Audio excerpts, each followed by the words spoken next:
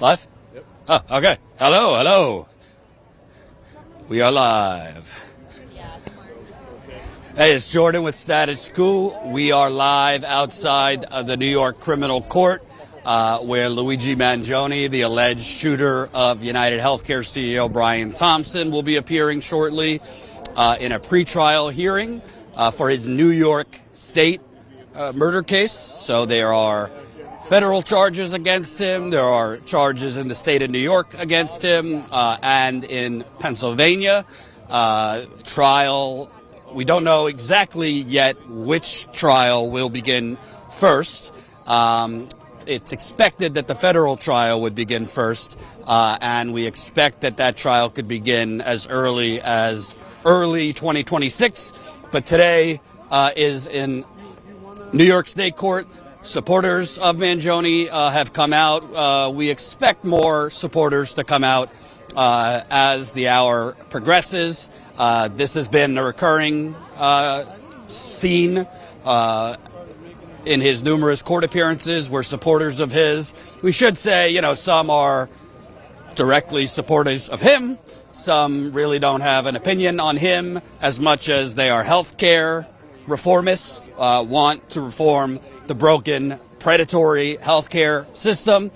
Today's court hearing could actually turn into several days of hearings.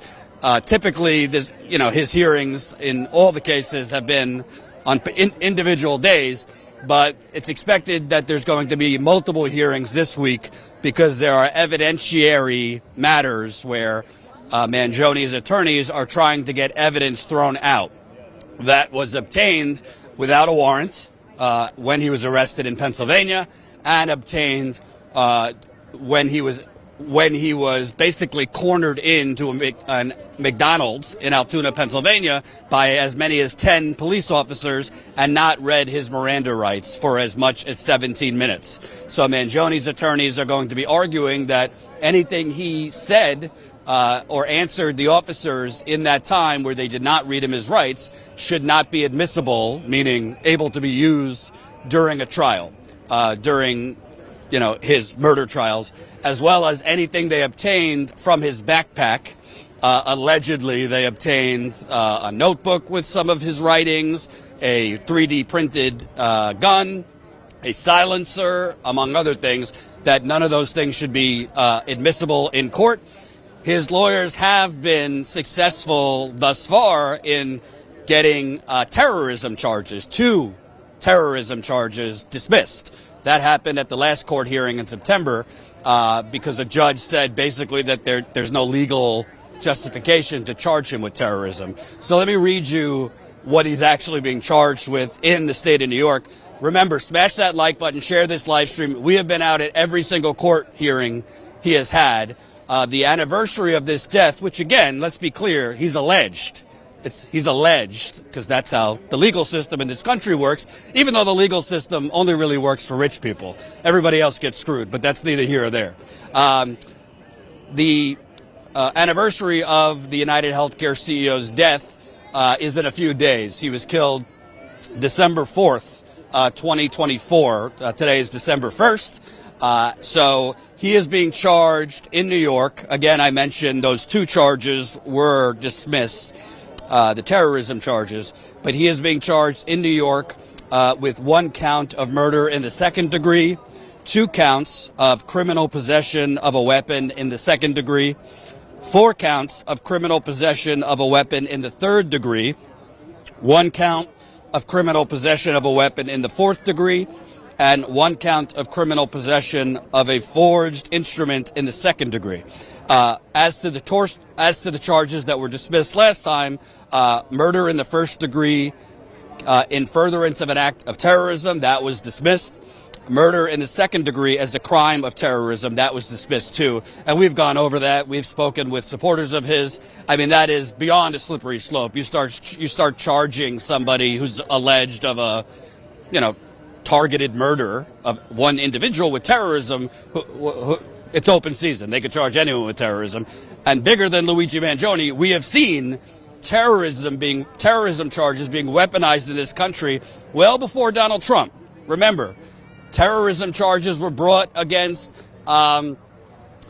pipeline protesters, environmental protesters. We've seen terrorism charges against protesters down in Atlanta protesting Cop City, which was a militarized police compound in the Atlanta forest, which we covered on the ground. If you're new to Status Coup, by the way, we're rounding 550,000 subscribers. We are something radical.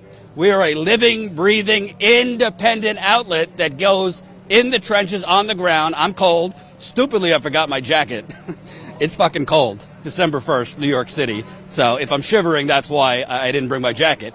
But terrorism charges have been weaponized under Democratic presidents, Democratic state representatives. They threw dozens of environmental protesters at Cop City in Atlanta into jail, charging them with domestic terrorism for running away from police. Well, they were running away from police. They were running away from police because the police shot an unarmed protester named Tortuguita to death. That's why they were running away from police. Anyway, those charges were dismissed, thankfully, in Georgia. But the point is, terrorism charges have been weaponized, so this is bigger than just Luigi Mangione. Let me give you a couple more details before I interview his supporters. Again, the court hearing is scheduled to start basically now, 9 a.m. Eastern.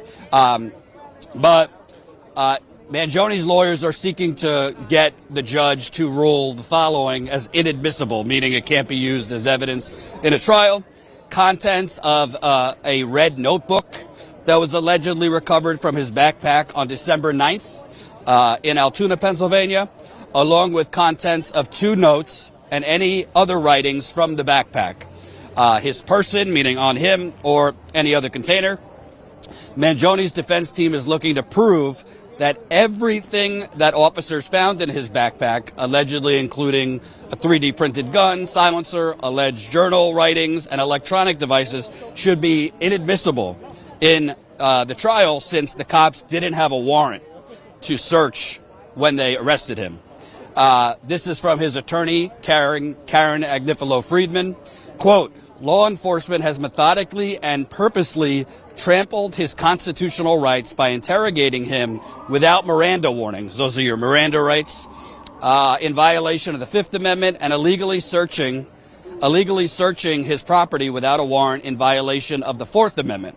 Mangione's attorney said, Altoona, Pennsylvania, that's where he was arrested, questioned and detained him, the cops there, for approximately 17 minutes before reading him his Miranda rights. In that time, they also seized his backpack without a warrant. So there's a lot more details I could read you, but I want to kind of give voice to the people out here. Reminder, I want to talk to you.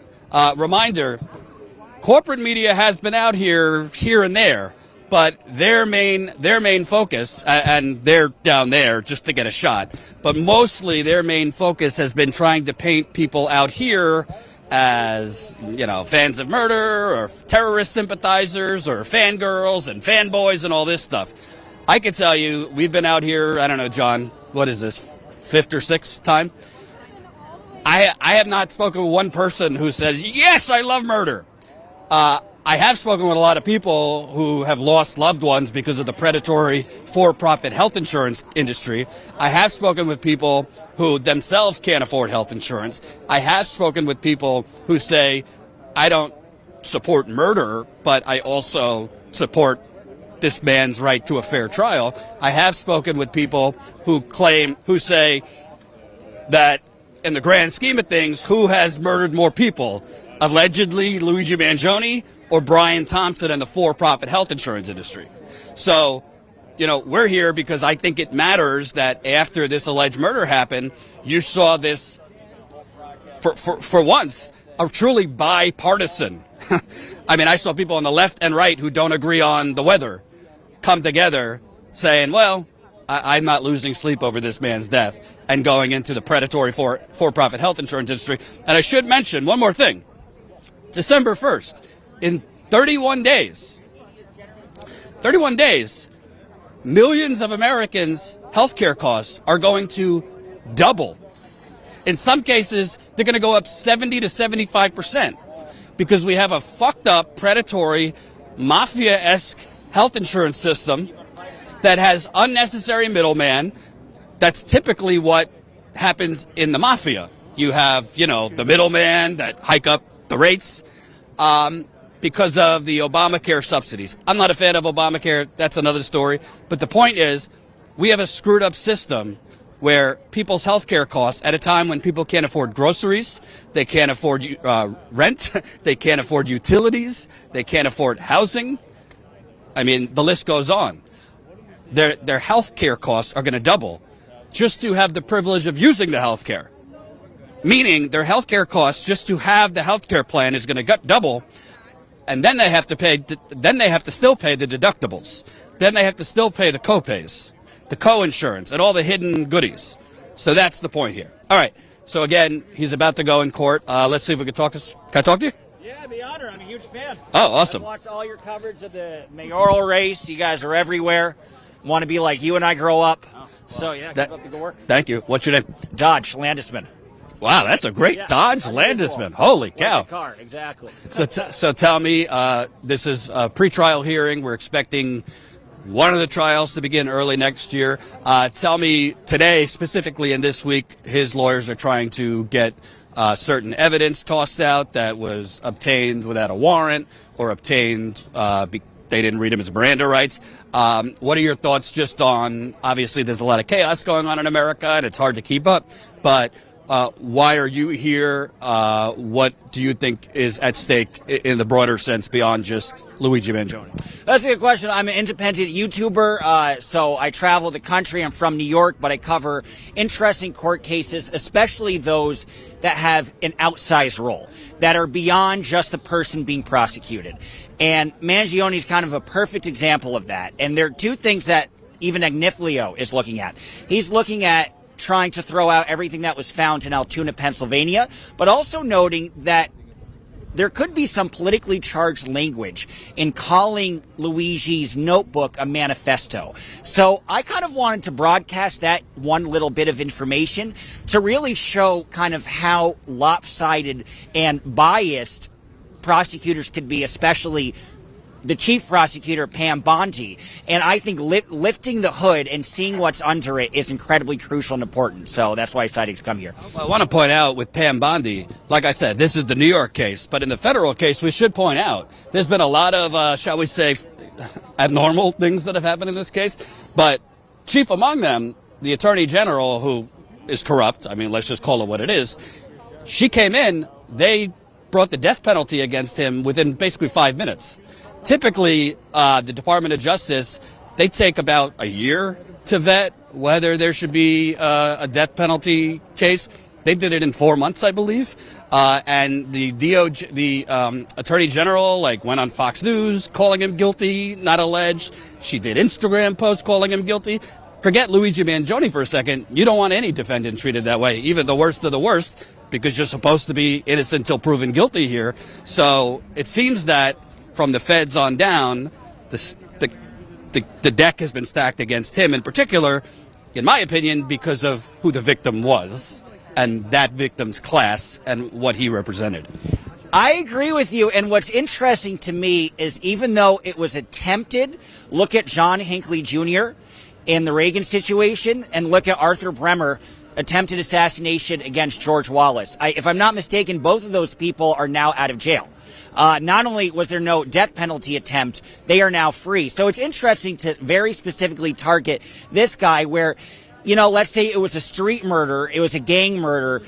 I don't think there would be that effort to create the death penalty. So again, it's the same stuff with the immigration, with the deporting people en masse. It's creating this image to show this authoritarian autocratic strength that Trump is very obsessive about projecting as much as possible. And so this is an example. I should add, a shooter, 2019? I might have the date wrong, who shot up 20-something people in a Walmart in El Paso. Right. He did not get the death penalty. Right. The shooter with Charleston? the Parkland school shooting in 2017 did not get the Uvalde, right. The Uvalde shooter did not get the death penalty. So again, two things can be true. Those I might say are deserved, certainly more so than healthcare CEO. Two things can be true. There's plenty of people watching who say, Jordan, I don't give a shit. He allegedly murdered someone. I agree that healthcare CEOs are parasites, but we can't support murder. So you don't have to support what he allegedly did, but you have to acknowledge that they are throwing the full weight of the federal government against this one individual because of the class of the CEO. We should also mention, remember, because it's hard to remember what happened 5 minutes ago in Donald Trump's America. After this happened, oh my God, the CEOs in New York and everywhere, like private security companies, their phones were off the hook. The New York governor was going to make a special hotline for concerned CEOs. I mean, we don't get that kind of protection. I can't call a special hotline if I'm feeling threatened. Can you kind of talk about, because when I've been out here before, we've seen corporate media out here trying to paint supporters of Mangione as kind of fans of murder, or Jake Tapper called it sick, twisted, bizarre. I mean, if you've been out here before, the people I've talked to, it seems like they're not necessarily out here because of a cult of Mangione, but because like this predatory capitalist system and this predatory health insurance industry is killing a whole lot more people than Brian Thompson. Yeah, well put. I mean, great example is I spoke to that gentleman over there with the sign, and he's not even saying that Mangione should be let off or be free or anything. He's just against the death penalty for him in this very specific case. And he wanted to highlight the corrupt selectivity that the Trump administration is employing here. And I think that's exactly right. For them, it's, again, be as punitive and as out of bounds as possible to really kind of be flagrant for the past criminal justice reform to have already been established. He should already have some of these roadblocks in place, but he's very clear on saying, I'm so powerful, I could run over these roadblocks. And Luigi is an example, and he wants to paint these supporters as Tapper did, as people who are psychotic, as people who are supporting a murderer, where really it's people against the death penalty and people whose family members are dying. And that's how they're dealing with their grief. They're channeling it in a healthy way. They're channeling their rage to hopefully get actual reform and change in the healthcare system. You know, it's interesting. You know, let's just call it what it is. You won't hear this on CNN. They call people out here, you know, murder fans and terrorist sympathizers. I mean, they get ads and sponsorships from ExxonMobil. They get ads and sponsorships from Pfizer. They get, literally, Donald Trump was just pounding around with the Crown Prince of Saudi Arabia. Some of the outlets kind of mentioned that the Crown Prince of Saudi Arabia dismembered a journalist, but then they moved on. So they seem to have a selective outrage in media about who supports murder and terrorists. They're taking money from a lot of corporate entities that are responsible for a whole lot of sickness and murder. I digress. Last question for you. You know, when this happened, obviously it was a year ago, but I've been on the ground for over about a decade. Yeah, I've seen you, yeah. I mean, you can't get the left and the right to agree on the weather.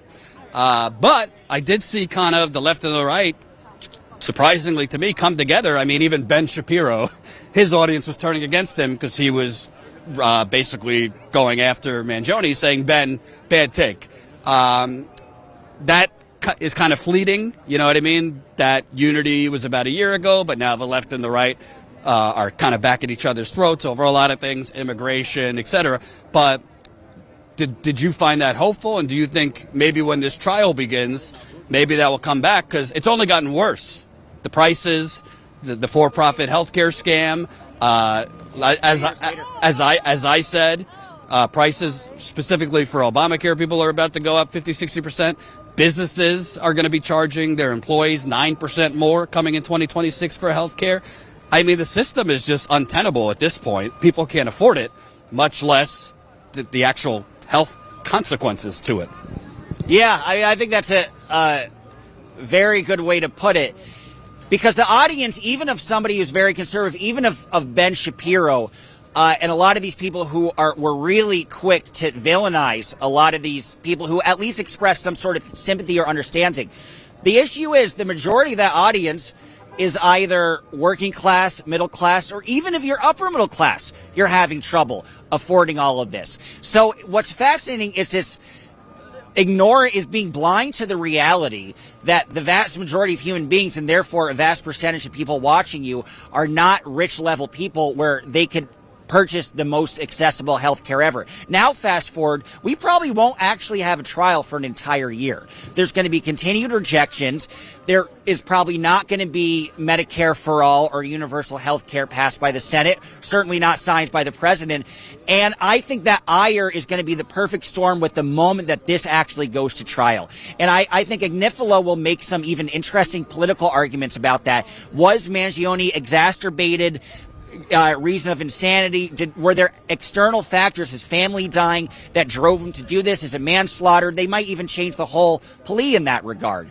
And I think that will be in conjunction with more and more Americans being deprived of their healthiness.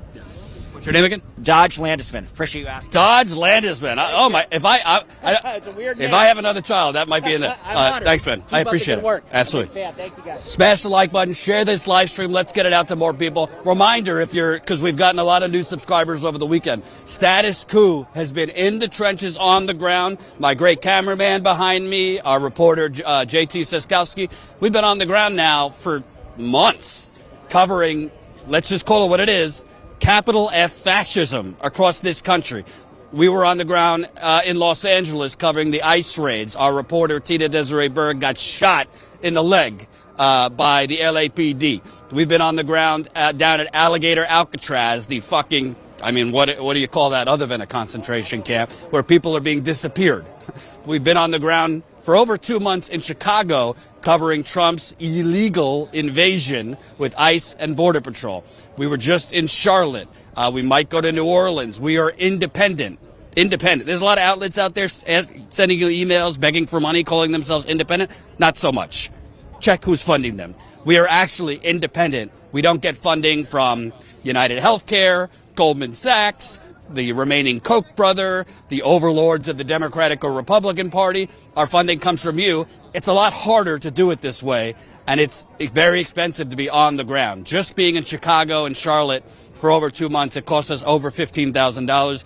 I got a producer to pay, editors to pay, reporters to pay, cameraman to pay. We have monthly fixed costs. Travel alone is very expensive. So if it is within your means, all I ask, you can support us for as low as $5 a month. That's 16 cents a day. Again, if you can't do that, no shame.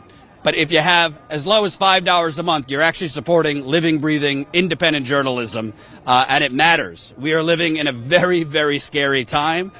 There's basically secret police out there. And again, this is not just about health care. This is not just about a murder trial. This is about predatory capitalism, in my opinion. You don't have to support what Mangione allegedly did. Most people agree that the current predatory health insurance system is killing people, like life or death matter. So please support us. StatusCoup.com/join. You could support us for as low as a shitty cup of Starbucks coffee. That's $5 a month. No disrespect to my union brothers and sisters. All right. Let's show you some scenes here. We got your denials are my dollars. Amfifa. I guess that's a play on Antifa. I like that. Free Luigi. Never lose the plot. Can I talk to you? Okay, that's okay. Let me see if I can talk to that. Insurance isn't life-saving care. It's dressed up extortion. Put yourself in the shoes of the insurer. Why not just deny them all and see which ones come back on appeal? From a cost perspective, it makes sense. Former Cigna executive. Can I talk to you? Oh, yeah. It says over $1.3 trillion are being organized by just the CEOs for 165 million Americans. $1.3 trillion. Control for our healthcare spending for 165 million Americans, and 90% of them are white. 90% are male. 70% are white, and I think around 85% are like in the older, but don't call me on the last one. So let me ask you first. Tell me about the costume, the mask. What's the meaning behind it? So Bowser is supposed to represent the CEO who doesn't really care about patients or about ethics in business practices. He cares about money. And then he'll do whatever it takes to get that money, like, let's say, employing AI-based algorithms to deny patients. UHC is one of the most profitable businesses in the world, not just in healthcare, in the world. I should add, United Healthcare is currently under investigation by the Department of Justice. Yes. I don't have a lot of hope because it's the Trump Department of Justice, but they are under criminal investigation for fraud related to Medicare Advantage. Let's just state it simply, for scamming elderly people. And let's just add to that, they were also in a lawsuit with the DOJ in 2008 with the same CEO who's now CEO now, miraculously, after the death of Brian Thompson, this man, Stephen Hemsley, who has been the main leader in UHC's decisions for their business. He controls basically all the decisions. He's the one that puts the hand down and says, you guys are getting cut, you're not getting money. UHC actually, they own the algorithms and the processing of every hospital, not every, but mostly every hospital and insurance company. So they get all that data anyways. They're processing every patient's data from the hospitals, from the doctors, from the patients, everything they have. So the way they can make their prices, it's just whatever they can to make money, and they can do it because they have all the data about all the patients that they can market to. It's interesting because you mentioned AI, and what I find so troubling, besides the fact that AI is creating a jobless dystopia, is in this country, which has been spotlighted in this case, your health care is tied to employment. Well, if you now have AI, which the government is literally providing hundreds of billions of dollars to companies for AI to then replace workers, well, if you're going to replace mass amount of workers, then they're going to lose their health care. Yes. But the supposed health care safety net, Medicaid, is also being cut. Obamacare, nobody could afford. How are people going to get health care if their jobs are being replaced and there's no safety net for health care? Isn't that going to create more desperation and, frankly, potentially more violence? Exactly. I think one of the biggest things that these business CEOs, the people in power and the politics now, they've convinced the American people that we do not have enough, that we always have to fight to get food, to get water, to get housing, that everything is a fight to get these things, that we have to, be put on a tier. That is not true. This is 2025. We're about to go into 2026.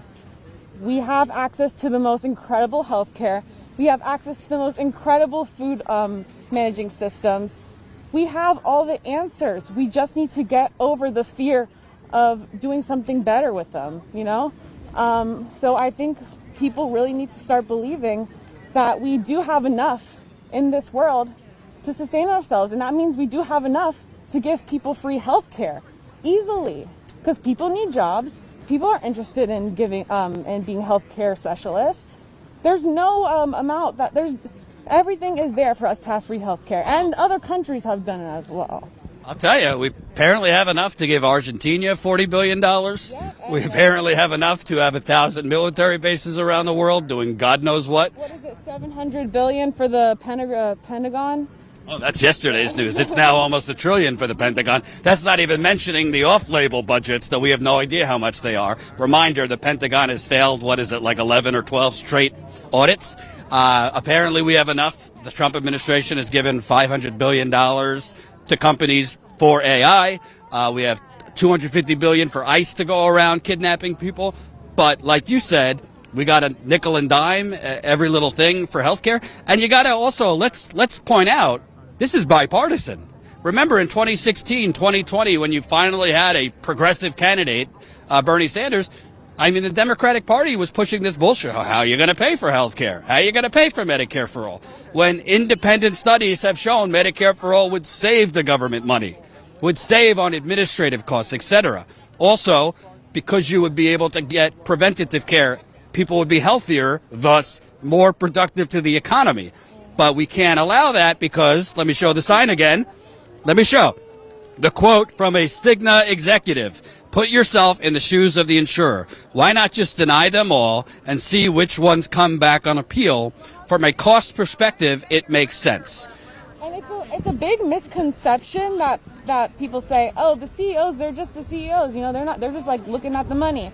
No, they're the ones that make these very, very big situations and these big decisions that kill people. They're the ones that say, okay, let's go ahead and do this. No one else.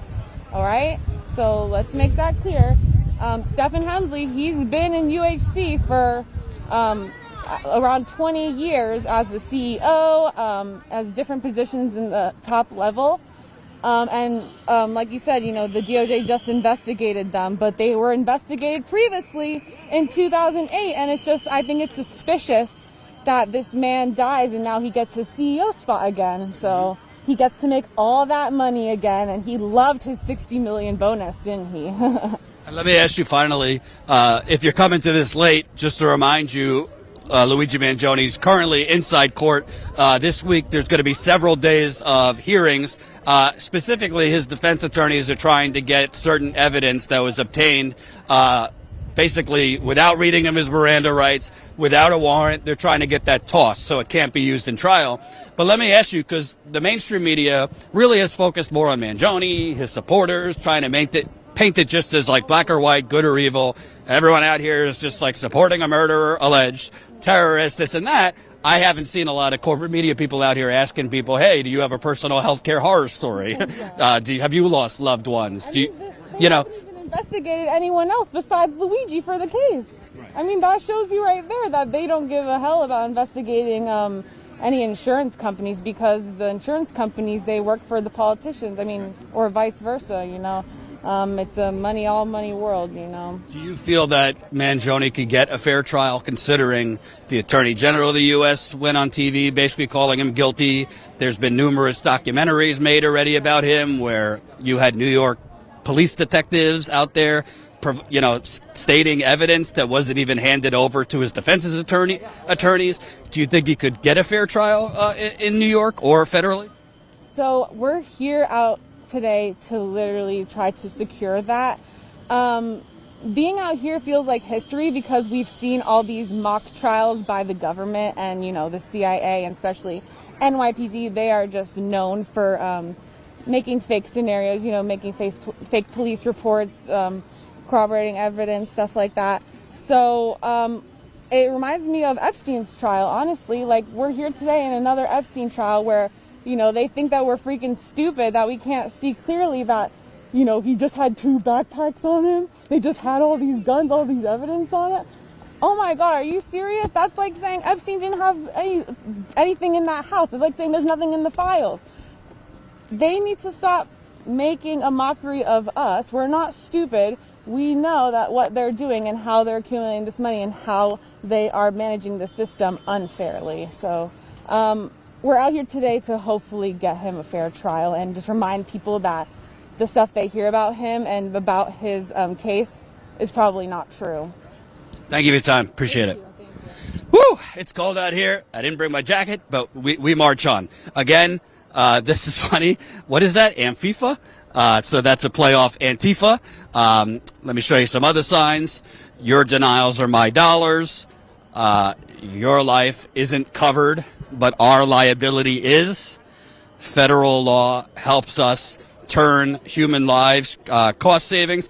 Before I interview somebody else, I just want to make sure I'm not missing any updates, because like I said, he is currently in court. Smash that like button, share this live stream. We got about 550 people watching. Like I said, please support us if you can. StatusCoup.com/join. We have been out here for every one of his court appearances. Frankly, if a trial begins next year, we would like to be out here, every day if we can, but that's going to be expensive and cost money. And like I said, we are independent. I also want to show you, there are supporters of his that have camped out, and it is cold. It's about 36 degrees. With the wind, it feels a little colder. So there are supporters of his that have camped out, as you can see in those. She can't feel her toes. Can I talk to you? Yeah, it's about to freeze out. Yeah, so you too. So CFO, Chief Fraud Officer. Chief Fraud I like that. Your life isn't covered, but our liability is. Federal law helps us turn human lives into cost savings. Let me first ask you, because one thing that's kind of hanging over this, in 30 days, millions of Americans' healthcare costs are going to, in some cases, go up 60, 70% because we have this fucked up system where we're basically giving subsidies to for-profit insurance companies. That's what Obamacare is, okay? It's subsidies that go to the insurance companies.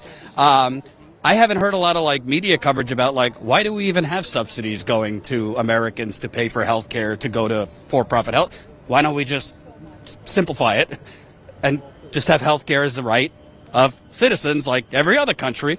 So you have that. Businesses are now going to be charging about 9% more to employees for healthcare, but the media just wants to focus on Mangione. The media just wants to focus on his supporters, casting aspersions on them. What do you think of the broader issues of what I just said? I mean, healthcare already people can't afford. It's going to get even worse. So I think you kind of hit the nail on the head, right, when you said that they want to focus on Mangione and the supporters and coloring them a specific way, as opposed to looking at the general problem, which is that Americans are fed up with this, right? We've seen universal health care working in other places, in other situations. We've seen healthcare not for profit be successful, and yet here it's driving Americans into poverty. So in the same way that they're trying to scapegoat this innocent person, right, because I believe and we know that Luigi Mangione is innocent, and instead of really looking at the for-profit healthcare system driving an American, not this American, but an American, to this violent action, instead of looking at the whole problem, they're scapegoating this one person. And the same thing is happening with the supporters. Instead of talking about all those examples that you talked about, where we've seen universal healthcare work in other places, where they're using subsidies, where it's causing a healthcare to be done for profit, they're choosing to look at the supporters and make this the fantastical story and not really focus on the issue. So let me ask you, he's inside, like I said, his defense is trying to get certain evidence that was obtained without a warrant, certain evidence that was obtained as long as 17 minutes. The Altoona police questioned him without reading his Miranda rights, that they want basically to be tossed from the trial. You said innocent. There's a lot of people who would say, hey, I agree with you on the healthcare part, but come on, man, there's evidence this and that. Why do you think he's innocent? Well, once again, we've seen that the evidence was collected in the improper way, and we have to watch in this time of rising fascism in the way that a trial is conducted, in the way that someone is arrested, in the way that the evidence is presented. These are all important factors that go into having a jury of your peers that assumes your innocence until you're proven guilty, take you to trial, right? That's an American right. And this person has been denied that. They're using this person once again as a scapegoat instead of looking at what's really the problem, is that the American healthcare system is driving people into poverty, into acts of violence. Instead of looking at the system as a whole, they're choosing to suspend the rights of this individual and make them into a patsy. It's very important that we as Americans do not allow that to happen. You know, I want to point out the, I think, selective class implications here. Obviously, Jeffrey Epstein has been a big topic recently. Can you imagine if Jeffrey Epstein, like before trial, before he killed himself, which air quotes on that one, can you imagine if the prosecution accidentally eavesdropped on his conversations with his lawyers, which happened in this case? Prosecutors accidentally listened in to Mangione's conversations with his lawyer. There was also the fact that about 120 pages of his medical records, Aetna accidentally sent to the prosecutor. I mean, there's a law called HIPAA in this country. I'm pretty sure Epstein and people of his ilk would probably get a mistrial. But Mangione, again, whatever you think of Mangione, there's been so many abnormal things that have happened, like those two things I just listed, in his arrest. They had like 10 police officers boxing him in for almost 20 minutes without reading him his Miranda rights. Now, lawyers could argue whether that's illegal or not, but the point is they didn't have a search warrant obtaining these things. A lot of these things would be grounds if it was a wealthier or higher profile or a member of the health insurance racket or a defense contractor or a Wall Street banker who never see the inside of a courtroom. But with him, it just marches forward. Do you think there's some double standard going on? Absolutely. Once again, this is an effort to curtail dissent in the American public because of the nature of this case and the way that the motive that they're ascribing to this person could be the motive of anyone in America, right? So this motive of other medical records being leaked and them having a desire to get back at the healthcare insurance company, that could be anybody here. And so if we had seen this working for somebody of the upper echelon of like the 1% or maybe the top 5%, yes, a lot of these things would be grounds for mistrial. A lot of these things would be thrown out. But this is a rush job by our corrupt politicians to try and make sure that this doesn't generate any copycats or that this does not generate movement in a positive way for Americans, because they don't want violence to become the standard against people in positions of power. But the answer to that is people in positions of power doing what they're actually paid to do and taking care of American citizens. Let me ask you the broader situation right now, because to me, why this case, I was attracted to it in the first place, to me it's more about capitalism than health insurance. Like, the particular CEO that was murdered was a healthcare CEO, health insurance, I don't even like healthcare. But the point is, it's about predatory capitalism, because I've been reporting across the country for about a decade. It's hard to see, like, I've reported on Flint, I can't even get the left and the right often to agree on like clean water. Right. You can't get them to agree on the weather. But in this case, when this happened, I mean, I was seeing like under right-wing YouTube videos, commenters like bashing the hosts like Ben Shapiro for going after Mangione, saying like, nah, you're wrong on this. Like, MAGA was not necessarily on board with the alleged action, but on board, I'm not crying tears over Brian Thompson, right? You have essentially a lot of MAGA their health care is going to skyrocket now as these subsidies. So what do you think about, I mean, this happened basically a year ago, in a few days is the anniversary. You saw this coming together from the left, right, libertarian, no labels. That's dissipated a little bit because there's so many other crises going on. But it seems to me that there's going to be a trial within a few months, maybe a year. That could happen again, where you have this kind of cross-partisan coming together, because the polls are overwhelming. People want like a universal healthcare system. Yes, and I think that that's the reason why they're so hell-bent on making him guilty, is because they saw that unification. They saw that it was a danger to capitalist practices in our healthcare system. And so the best thing they could do is shut this down really quickly, get the guilty verdict, make up some evidence and throw the book at this person. But actually, there's been too much scrutiny, and the public has not let go of this case, and they can't get away with it like they always do. Let me ask you about you, because you've been out here a couple of these court cases. You've talked to people. What are some of the horror stories you've heard from people? Healthcare denials. By the way, you should know cops are out here. I don't know why, but they're not nearly enough of us for this. Yeah. They're trying to like 10 people. Cordon off this army of supporters. But what have you heard from people? What's your personal experience with loved ones, yourself, as far as just the predatory health insurance industry, just making people sicker, threatening your loved ones' lives? So, I mean, we've got a lot of stuff going on right now, especially with AI. We're seeing a lot of auto-denied claims, which is obviously really dangerous. When you have a person that is suffering from a life-threatening illness or a debilitating disease, and you're a caretaker, a lot of your energy and time is spent on trying to love that person and prepare for their needs. You don't have time to read through contracts and renegotiate something that is there to protect you. So this is really an ableist and ageist way that these companies are predatory on the most vulnerable of us. Personally, from my side, my brother suffered from epilepsy his entire life. Because health insurance is usually provided to you through your job, and because his illness made it hard for him to hold a job, he was trapped in this revolving door of never being able to get the care he needed because he couldn't keep the job that would get him the care that he would needed, that would get him to keep the job that would get him the care they needed. Sadly, in 2021, he passed away. He choked on his own vomit and he died. And this was very... How old was he? He was 39. And this was very preventable. This was easily preventable. And this is a sad story that is happening for tons of Americans. So it's one of the reasons why I'm out here. You know, something about that really strikes me is, I mean, it would have cost pennies on the dollar to provide your brother just simple health care. Like, you know, whatever, your family, he pays whatever percentage more in taxes, but you save because you don't have the co-pays, the deductible, this and that.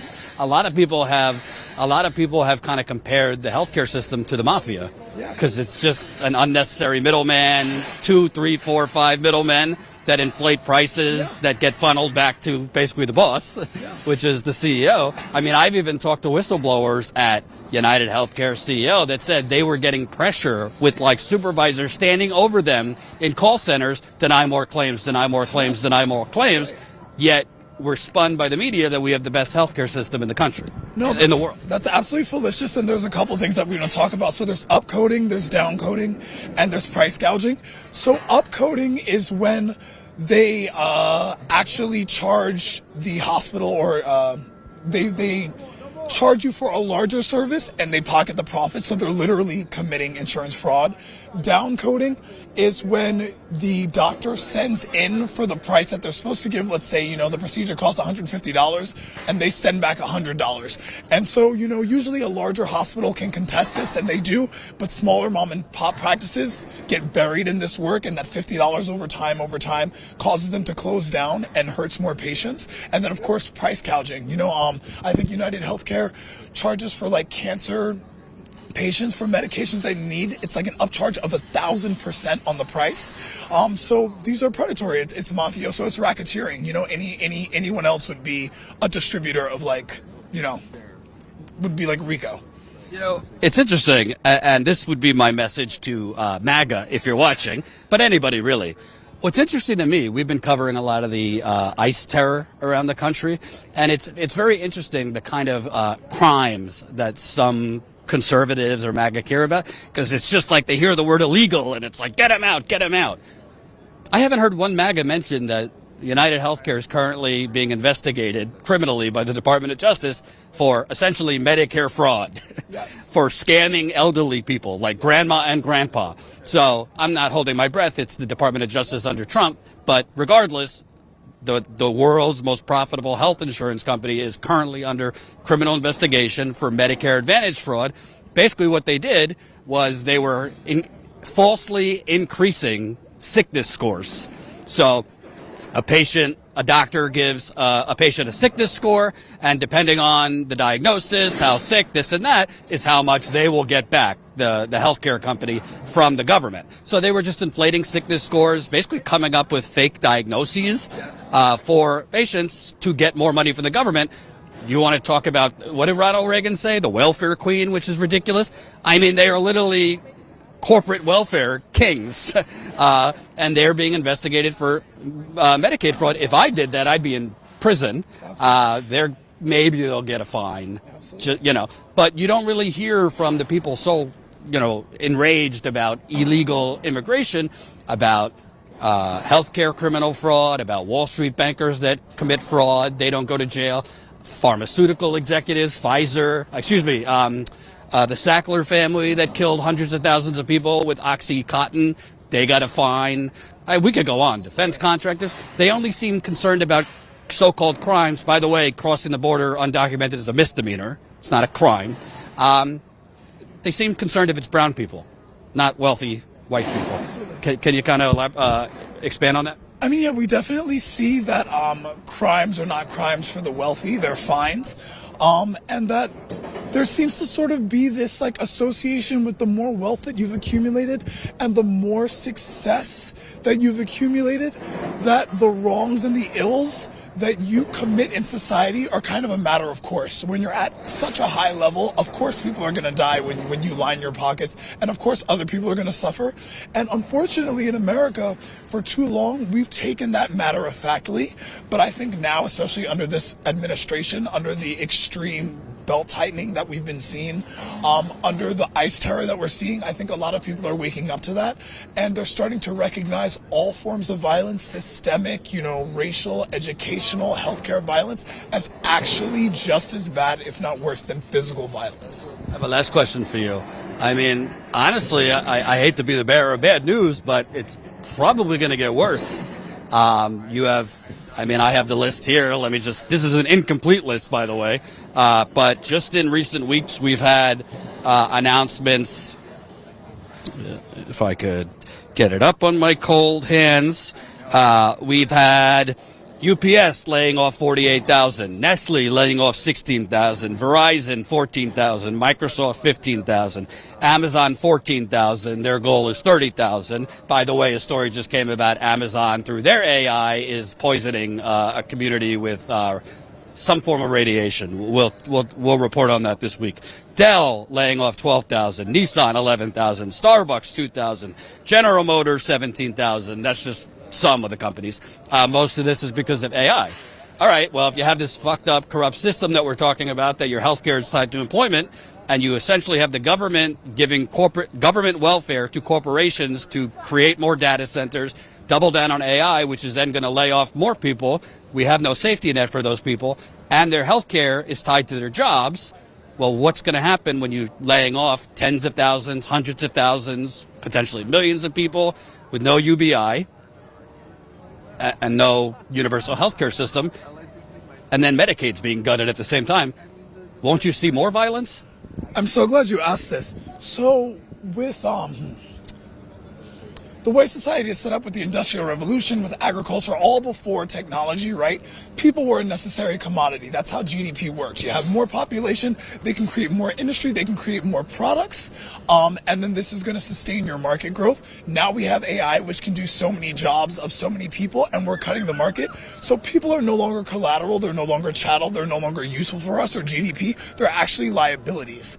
So laying people off, tying their healthcare to their job, and criminalizing homelessness, as well as removing healthcare, is a form of population control and enslavement. They're basically trying to lay people off, make it so that they have no ability to work, that they have no ability to form homes and buy homes. And when these people are then on the streets, if they're healthy and can work, they will be put into jail and imprisoned, and they will then work for capital. And if they're unhealthy, they'll get sick and they'll die. That's pretty dark. That's kind of, I mean, that's kind of what Orwell warned about in 1984, just a little worse. And we haven't even added the surveillance system that's really doubling, tripling. Palantir, we have ICE using all sorts of unprecedented surveillance, the communication between ICE and law enforcement, ICE and private corporations. So you're basically saying they're essentially trying to just kill off whole swaths of the population. Yes, they're culling now. They needed these. For the ultra wealthy to exist, there must be the ultra impoverished. So we've reached that system now. I mean, we've heard so much, I mean, you know, in your lifetime, in my lifetime, about overpopulation, and certain places in certain countries are overpopulated. But then when you really do the math, you see that those places that are overpopulated aren't the ones consuming all of the energy and all of the products. So we've been primed to say, oh, there's too many people anyway. There's too many people anyway. And as people get sick and as they go homeless and as they're disappeared, we've been conditioned to believe that that's good, but I mean, I'm here, you're here, and we're here to say that that is not true. And do you think Mangione, who we think that a trial might begin within a few months, we don't know which one first, do you think, given all the abnormal things that have happened, essentially the federal government calling him guilty, you know, there's no presumption of innocence from the federal government, what is the chances of him even getting a fair trial? I'm really hoping for jury nullification. Like you said, we've seen so much unity in this that I think for them to get a conviction, they would have to stock the jury with people that demonstrate that they are anti-him, because I don't know anyone in the general public who really is. So I'm hoping for jury nullification. Also, like you said, there's been no presumption of innocence. This trial has been talked about up and down and colored in every which way. So I'm hoping that, you know, he gets a not guilty. So there's one element, actually, because I've read all of the court motions. There's one element that I wonder if the government and the United Healthcare, the for-profit health insurance industry, is prepared for, and if they're willing almost to just take a loss to avoid it. Karen Agnifilo-Friedman, that's Mangione's attorney. She used to be like number 2 in the Southern District of New York, which is basically like the DOJ of New York. In the court motion, she's kind of sprinkled in criticisms of the healthcare system.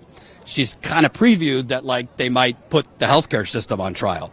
this is going to be like one of those made-for-TV trials, like, I don't know, Nancy Grace, that's a whole industry. These criminal trials, you remember Casey Anthony and all of these major criminal trials. I mean, this will be a big trial.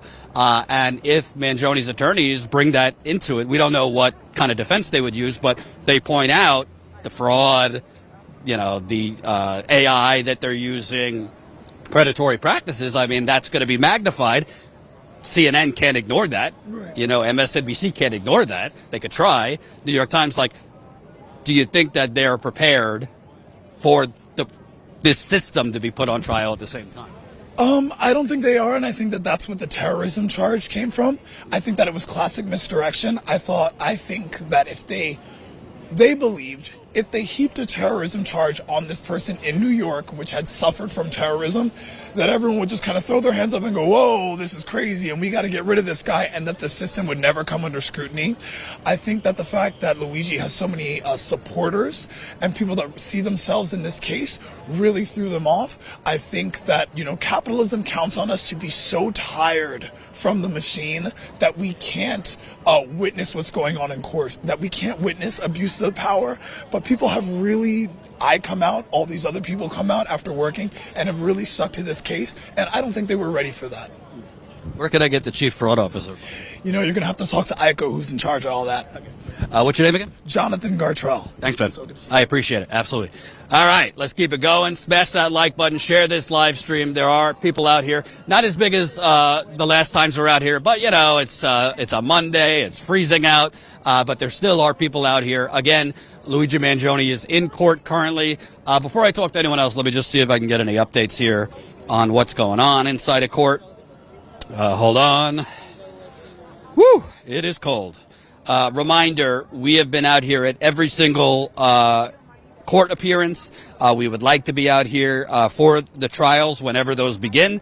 It costs money. We also are currently planning our next on-the-ground reporting trip to continue covering the ICE terror, Border Patrol, ICE, essentially secret police throwing immigrants, also U.S. citizens they have taken into unmarked vans while wearing masks. We have shown them pointing guns at children. We have shown infants being tear gassed. This is like Gestapo secret police shit. We have shown you, and we have been threatened. Our cameraman, John, behind the camera, has been threatened with arrest for doing journalism, for following Border Patrol's activities, not interfering with their activities, following them. We showed you that a week ago. Border Patrol came up to his car and threatened them with arrest based on some flimsy code. John, our reporter, have been tear gassed. They've been stun grenades have been shot their way. It's a modern marvel. They're okay. By the way, tear gas was outlawed in war. It's not allowed in war because it's a chemical weapon. Somehow it's allowed on the streets of America. 1 second. I just want to make sure I'm not missing anything. We do not have the staff of CNN, so I do not have somebody in my ear giving me updates. So that's why I have to look myself, but no complaints. Hold on. Whew.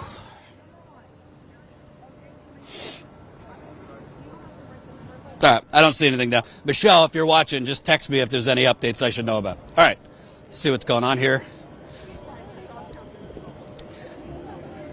We got no death for Luigi Mangione. No death for Luigi Mangione. No death for Luigi Mangione. Let me see if I can interview our amphibian friend here. Hold on. Whew. Can I speak with you, ma'am? Yes. Tell me about your outfit. It says Amphifa. What? Amphibians against fascism. Amphibians against fascism. I love that. That is creative. I didn't make it. I can't take credit for making it, but I can take credit for making it popular. Well, you're wearing it, so let's give you credit.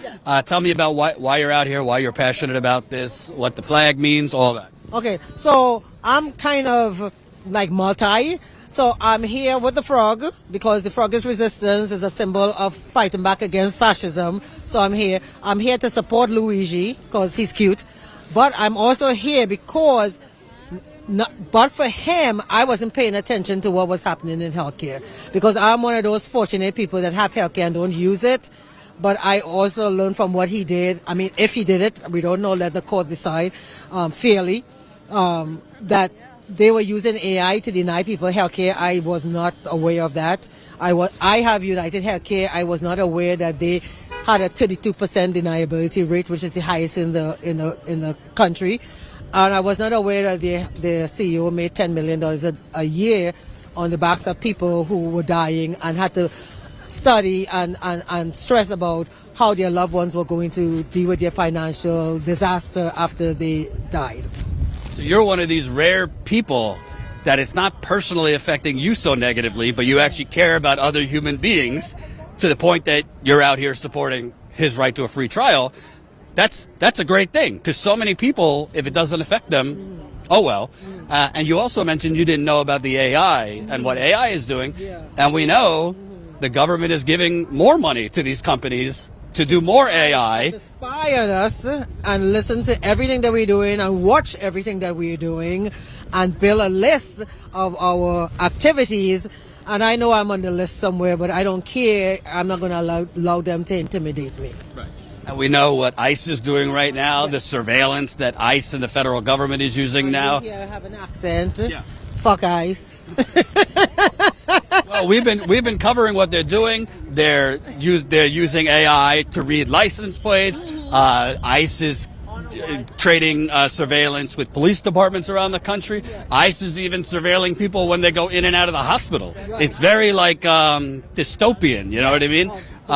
It kind of takes away our privacy rights. Oh no, well, again, and what my problem is, let me just let this down a minute. Nowhere to let it down. The media, which I know you're part of the media, but you are the part of the media that uses the word. I have been trying to get fascism into Getty or whatever it is, and since this fascist regime came in on the 20th, the media refuses to use the word fascism. I get pushback on it, but that is what is happening. ICE, this is Gestapo, 1930s Germany. People cannot say that they don't know. They know. We have information at our fingertips. We are choosing, I say we, I mean we the people, the police officers, the judicial system, the federal workers who are not pushing back hard enough.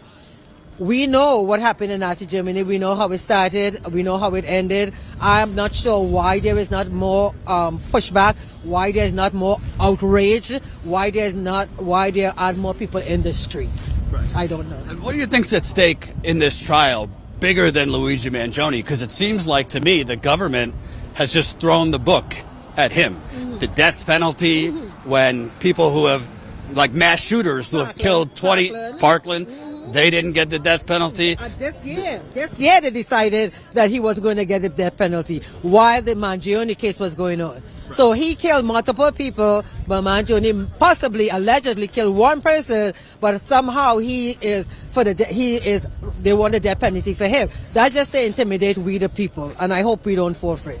So do you feel that basically they're trying to throw the book at Mangione because of who the victim was? Oh, definitively the 1%. You know, I mean, God forbid that somebody should do something to the 1% who has been having their knees on our necks for the millennia.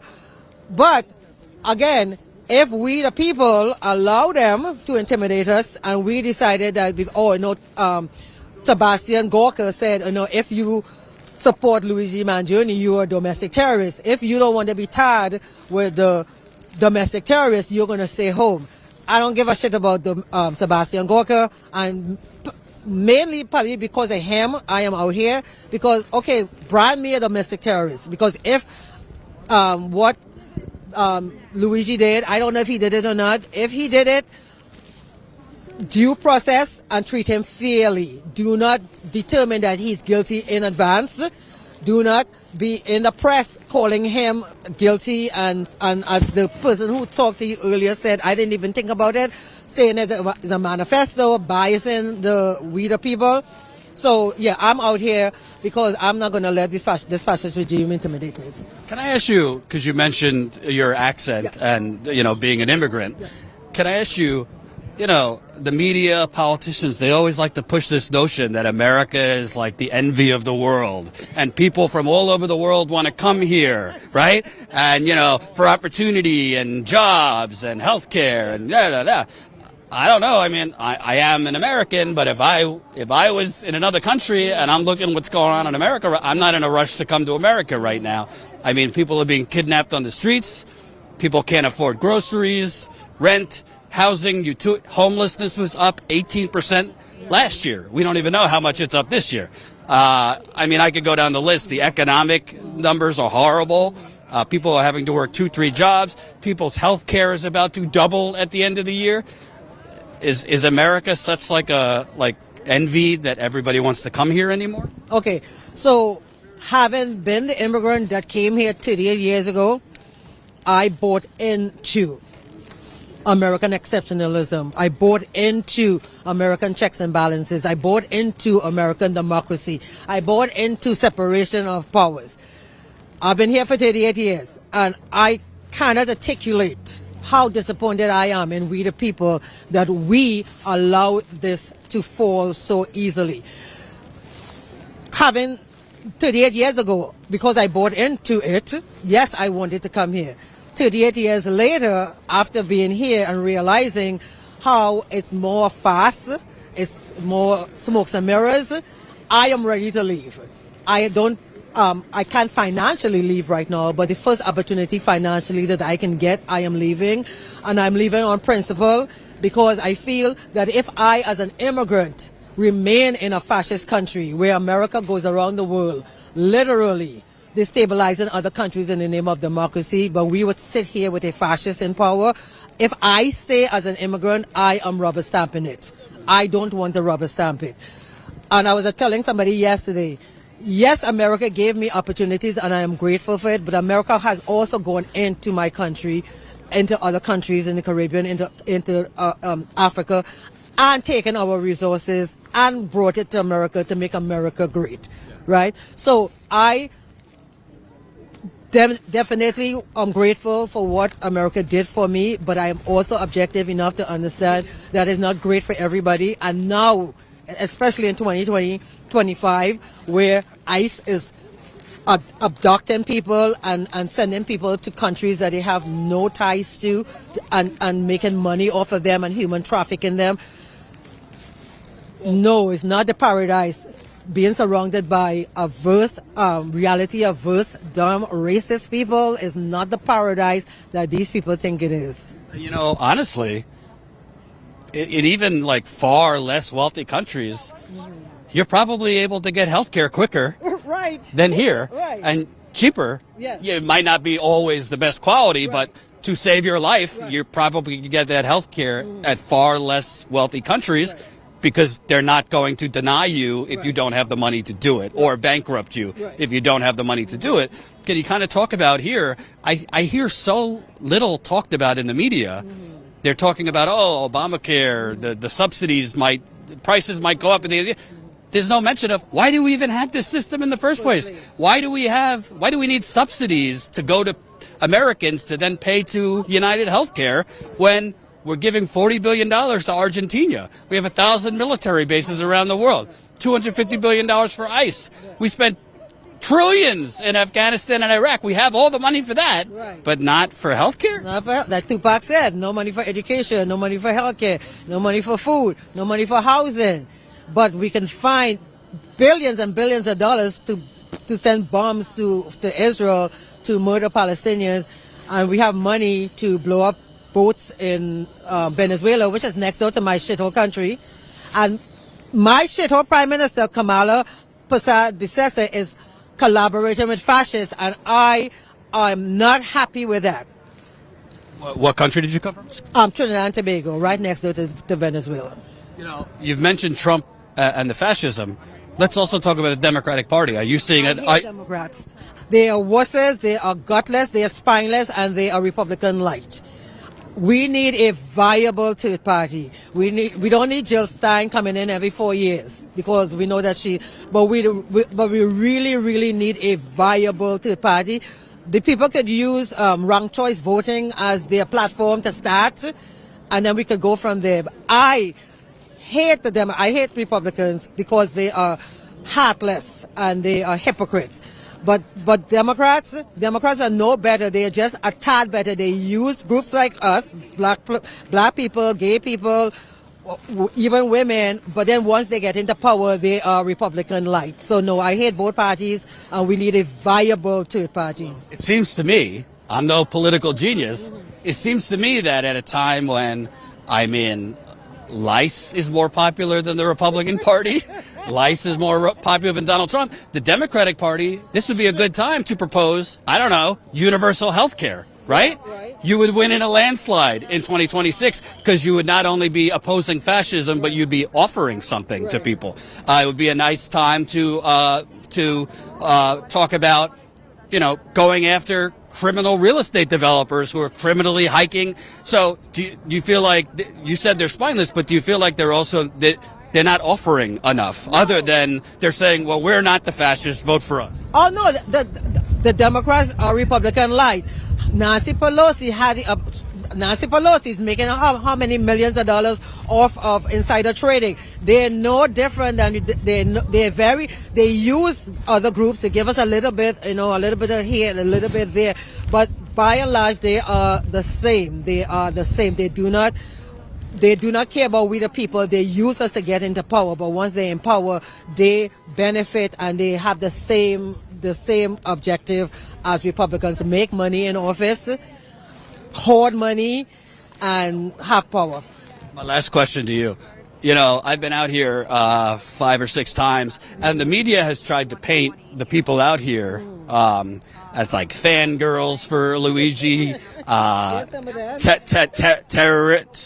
terrorist supporters, twisted people, pro-murder, etc. I don't know. I've talked to a lot of people. Most people I see are just desperate, hurting economically, against the predatory cat. I don't see people out here being like, let's go murder everyone, From the people you've spoken with, can you talk about who are the types of people out here? Why are people out here? And is it more that people are against a murderous system than are for going out and shooting people? Right. So the people that I have been here with, there are a little bit of the fangirls. We cannot deny that. But by and large, the people that I am around here are the ones who either woke up to what was happening, like me, who woke up to what was happening in healthcare, or knew what was happening in healthcare before and decided to use that information and to make other people more knowledgeable and cite cases, specific cases, have personal stories, so that people, that even the media who are not as educated on the matter as they should be, we educate them when they interview us. My last question, because I think it's really important. I want to point out your button. It says disability rights and human rights. I don't think there's enough attention ever in the media about disability rights. Trump has also been attacking government money to go towards disability. Can you kind of talk about disability rights and why disabled people have been also under attack under this fascist regime? Well, I don't know that area as well as I should, but Trump is attacking anything that isn't the 1%. So he doesn't care about anybody. He doesn't care about students in schools who need, they dismantle the Department of Education, and there's children who needed to have special education. We don't know where they're going to go. They want to do away with making accessible platforms on the road where people could use their wheelchair. I think it's just cruelty for cruelty's sake. I don't know what his motivation is. I don't know what Stephen Miller's motivation is, but I don't understand why you would take away money from building ramps to make wheelchairs accessible so people can move around and be able to do for themselves rather than having somebody to help them to get up onto the sidewalk. It's just cruelty for cruelty's sake. And one more time. FIFA, Amphibians Against Fascism. So FIFA identifies as Antifa. I don't care. They can call me a terrorist. They can call us whatever it is. I'm not going to allow them to intimidate us. I I have educated people like a 40-year-old who didn't know what fascism. So the fact that he has designated Antifa as a terrorist organization, people now come to me and ask me what it is. I have the opportunity to explain to them what it is so that they could explain to their family members what it is. So he actually made it a little bit more popular, and I'm using that opportunity to educate people. What's your name? Nadine Seiler. Thank you, Nadine. I appreciate it very much. Hey, I told you before you were lame, but give me those hand warmers, because it is cold. How does this work? Just hold it. All right. Woo! It's cold. It's cold out. All right. Let me. How you doing? You want to talk? Sure. What's your name? Shelby. Shelby. Tell me why you're out here again. Luigi is in court. We don't know when he's coming out, but He hasn't came in yet. Oh, he hasn't come in yet. Okay. Tell me why you're out here. I'm here for the rights and support of fair trial and justice, and to show that it is important to be shown and tried that they should not be treating him or trying him as he's been already convicted. What happened to innocent until proven guilty? This whole thing, it seems like they say they have evidence and they have proof, but they keep violating his rights, so it seems like they don't have any proof the way they're treating him and acting. I'm also here to support Luigi, to show him that he's not just a number. He is a person. Yes, he's a person that shows that there are people out here that cares for him. Do you have a personal story yourself or your family or loved ones about health care, struggles to get health care? I mean, I had surgery twice on my ankle. The first surgery was $98,000. $98,000? For an ankle? Yes, I had to put pins in. They had a reduction. Yes, they had a whole procedure about that. And then hospital stays and medications. And then later on, I had to get those pins taken out. Yes. Sorry. $98,000 for ankle surgery. And by the way, we've talking to other people here who that girl in another country, she had an emergency appendix thing or something like that, free. She had to come here because the stitches got infected, thousands of dollars. So it's a scam in this country. Yes, so as I was saying, then I had to get surgery again on the same ankle to get the pins taken out because they're pressing against my nerves. I'm a med student for surgery currently.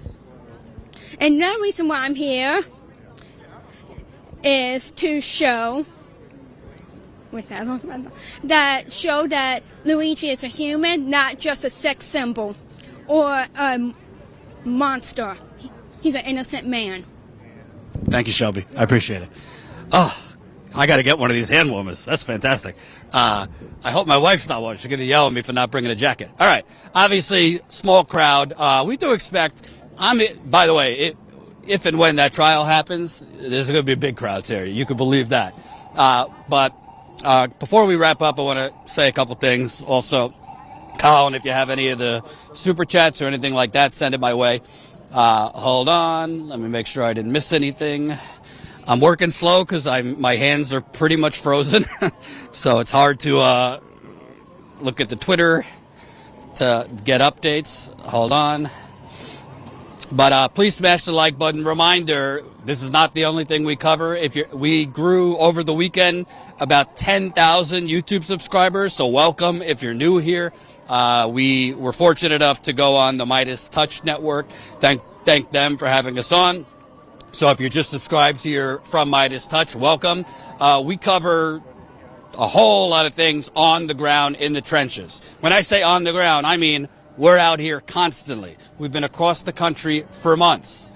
We were in L.A. covering Trump's illegal invasion of L.A., where our reporter Tina Desiree Berg was shot with rubber bullets. Fortunately, she was wearing Kevlar, so she wasn't injured. There's a lot of people getting shot that are getting injured. When they tell you these are less lethal bullets and ammunition that they're using, it could kill you. if you get hit from point blank range with a rubber bullet.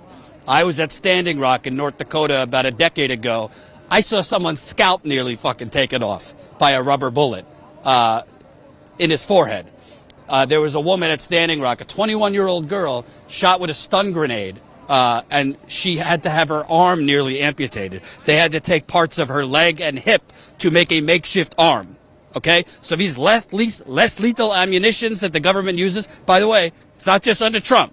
This shit has been used under Democratic presidents too. So I don't want to, let's call Trump what he is, a fascist, but let's not pretend fascism only entered America now.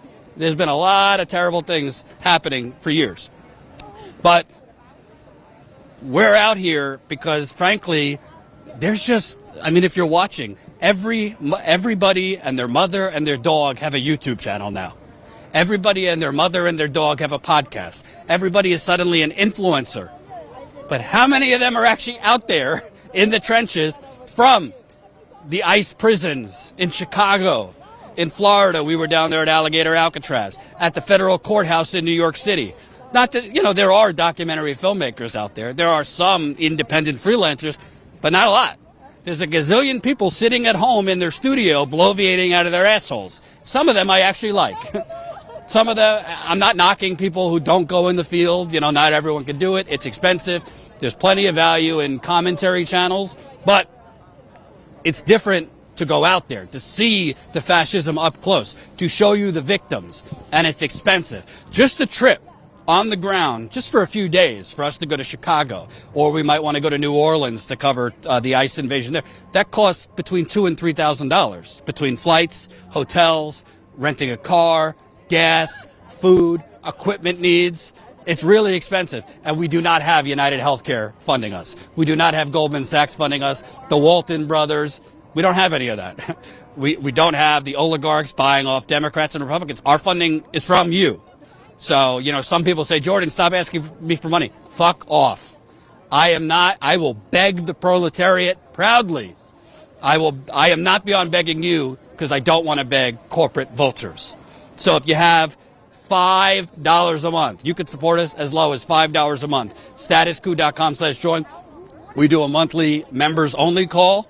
It's a video call. We also do behind the scenes content for members, and you get discounts at our store.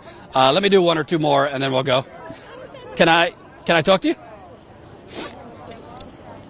So please smash the like button, share this live stream. We're going to have other content and,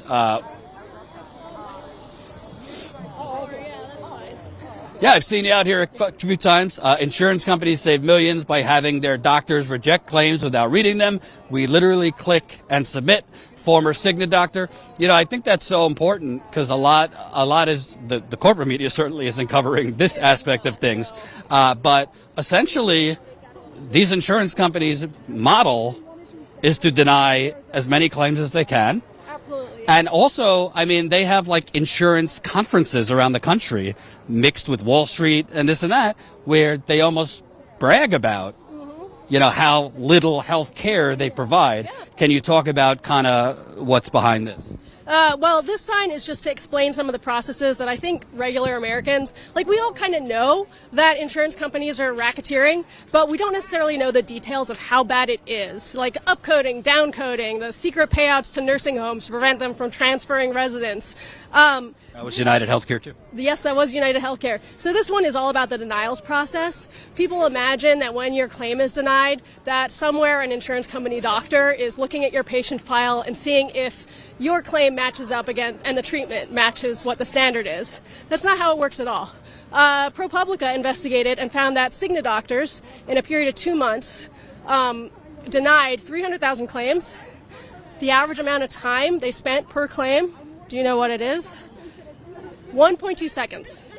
1.2 seconds, because they have systems set up so they don't even open up the patient file. They don't even look at your file. And that's what that point and click quote is about. Click and submit. It takes them all of 10 seconds to do a batch of 50 at a time. Just click, click, click. Done.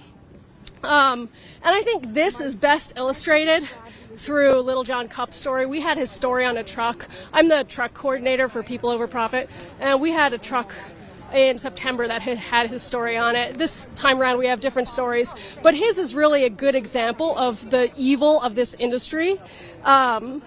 So he had... I was going to say, can you share a story? I can share his story. So he had heart trouble, and this is recent. This is in 2022. He had heart trouble. His doctor recommended a procedure. United Healthcare denied him the procedure. That denial was through an AI algorithm. And what people don't realize is that those denials aren't even necessarily made directly by the insurance company. They outsource. So same as like you make a call to customer service and you get some guy in a foreign country answering. Same thing, they outsource to a totally different company that company's model is just claim denials. That's all they do. That's how they make their money, is by making sure you don't get covered.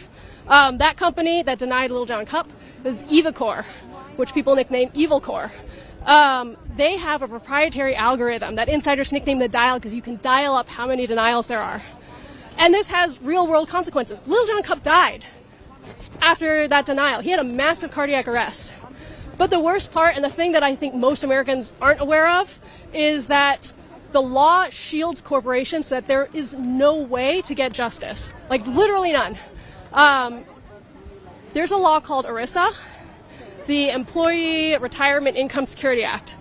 Doesn't sound like it has anything to do with insurance, but it's a huge insurance loophole, like a huge legal loophole that insurance companies use and have used for decades. Literally decades, to prevent any justice or any accountability for loss of life. So there was a woman, Florence Corcoran, who was pregnant, high-risk pregnancy. Her doctor said she had to be hospitalized for the last few weeks.